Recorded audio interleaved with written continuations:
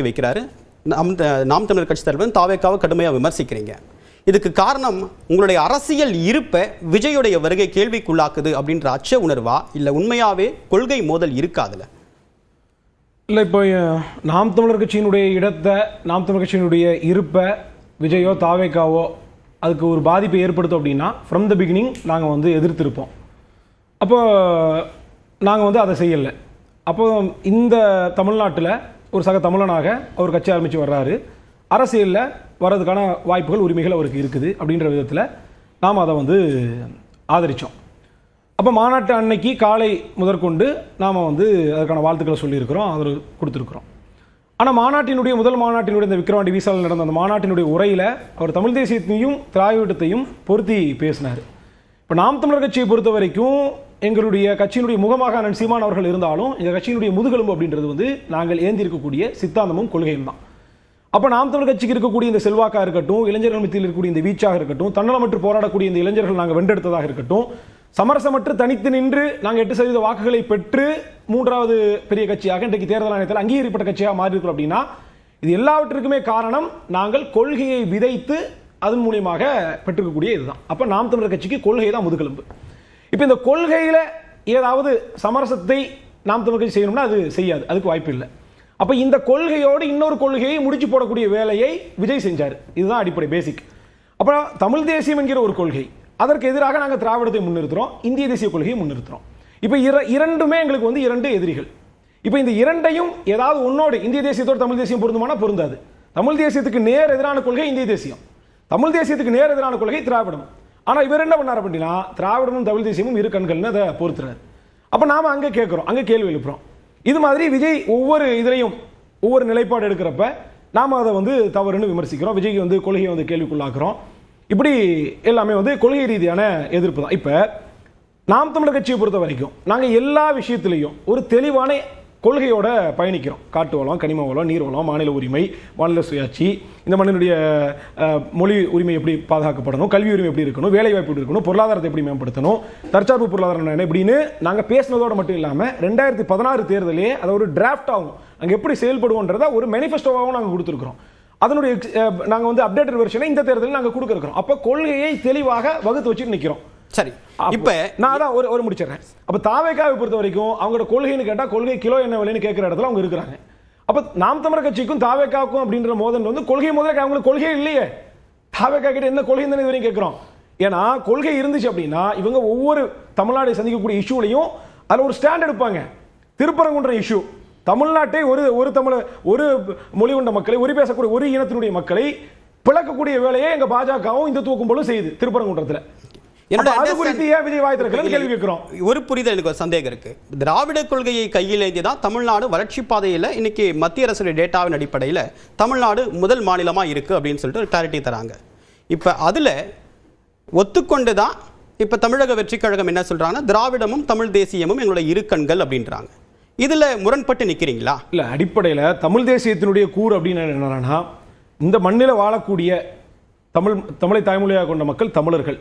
இவர்களுக்கு இவர்கள் இந்தியர்கள் குடியுரிமைகளால் இந்திய குடிமக்கள் சொல்லிக்கலாம்.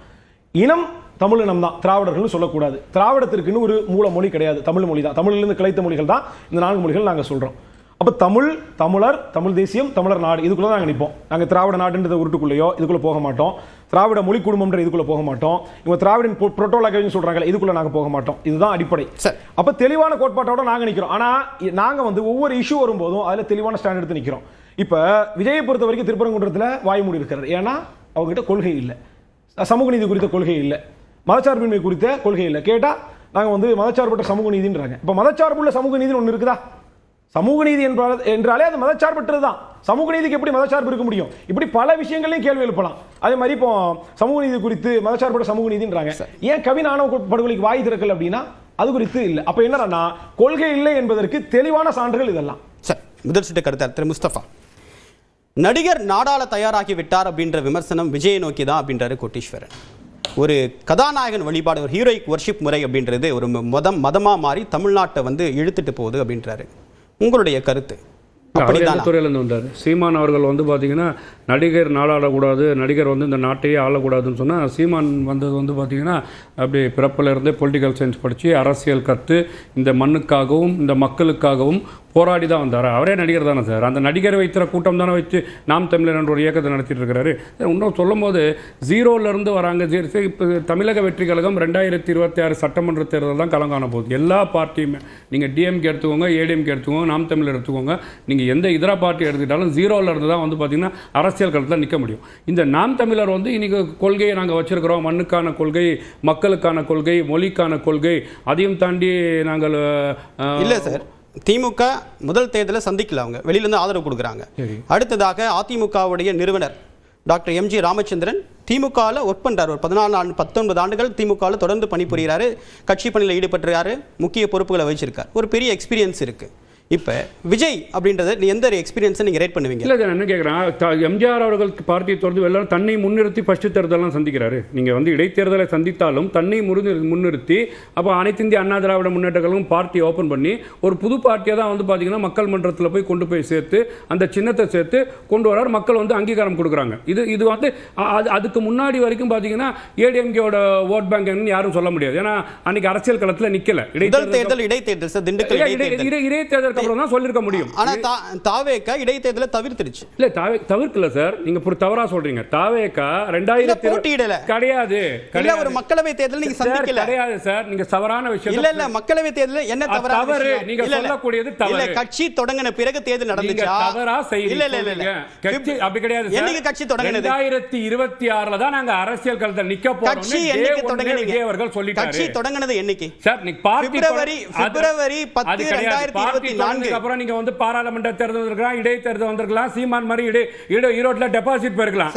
நோக்கம் என்னன்னு கேட்டீங்கன்னா 2026 எங்களோட அரசியல் களம், 2026 தான் போட்டிடுவோம். அப்போ சொல்லும் போதே வந்து பாத்தீங்கன்னா 2026 சட்டமன்ற தேர்தலை நோக்கி நாங்க அரசியல் களங்காலம் போறோம் சொன்னதுக்கு அப்புறம் பாராளுமன்ற தேர்தல் இடைத்தேர்தல் வச்சு போட்டி இல்லைன்னா முதலே சொல்லியாச்சுல போட்டியிட மாட்டோம், இந்த களத்துல இல்ல, நாங்க இதை நோக்கி போறோம், பார்ட்டி ஆப்போ நாங்க இன்னைக்கு வந்து ஆரம்பிச்சிருக்கோம் சொல்லும் போது அவர் தெளிவாக தான் மக்கள் மன்றம் சொல்லியிருக்கிறார். அங்க ஒரு மாறுபட்ட கருத்து, இங்கே ஒரு மாறுபட்ட கருத்து பேசல சார்.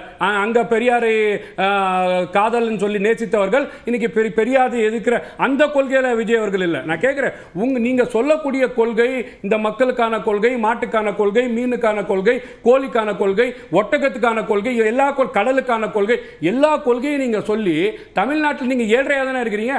ஏழ்றையை தாண்டி உங்களால என்ன செய்ய முடிந்தது? சார் 8 அது 7 தானே 8 இருக்கு.